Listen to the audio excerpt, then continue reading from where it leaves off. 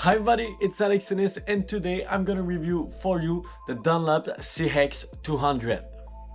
So this racket is really interesting because you might not know, but I'm a big fan of the Wilson Blade 16x19, and when I was looking for comparison to the Blade 16x19, I always find the CX200 to be a good competitor. So without further ado, I'm gonna show you the specs and then we're gonna go onto the court and then I'm gonna give my rating. So this racket has a really classic specs, so a 98 square inch head size with a 16x19 string pattern and an unstrung weight of 305 grams. The difference is that it has a wider beam at the top compared to the older version. So yeah, without further ado, let's go on the court.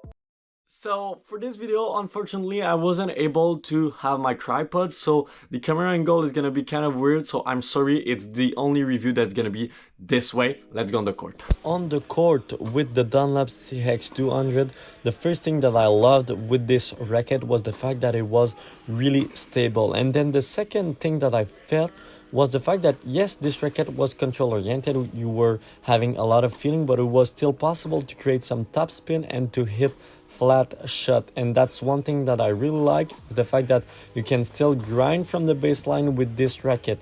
Even though I feel like this racket is really incredible at the net, I just like the fact that it's easy to create some pace without losing the control. And it's the same thing at the serve, one of the best racket that I've tried at the serve to hit some flat shot, but it's still possible to do some incredible slice or kick serve. So overall, I would say that it's a great racket in general to do pretty much everything, but I feel like this racket is great at creating a comfortable feel that will allows you to play a long game without hurting your arm. And that's something that I like, is the fact that I don't feel like this racket is too flexible, but at the same time, I don't feel like this racket lack of comfort. Sometimes a racket is too flexible and lack of stability, or too stiff and lack of comfort. But this one is just in the sweet spot for me.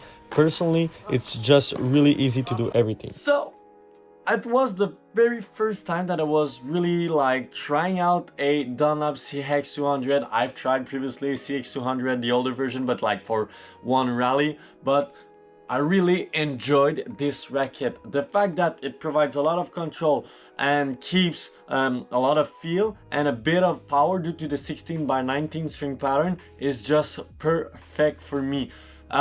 I like the fact that it's a pretty stable racket too. You have a great feeling. It's not uncomfortable, it's still pretty comfortable without losing the feeling, because sometimes when it's comfortable you lose the feeling, but not with this one.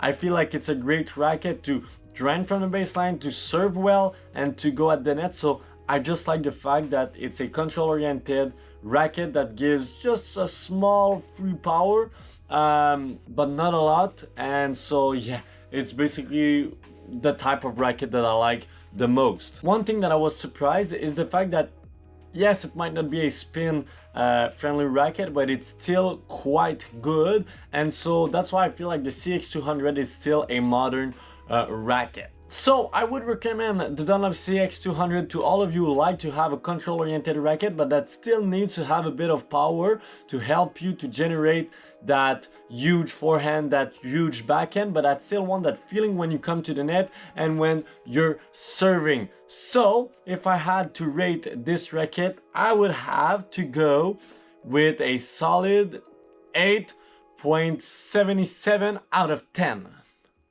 So that's it for the video. Hope you have liked it. Don't forget to like, to comment, and to subscribe. And see you next time. Bye bye.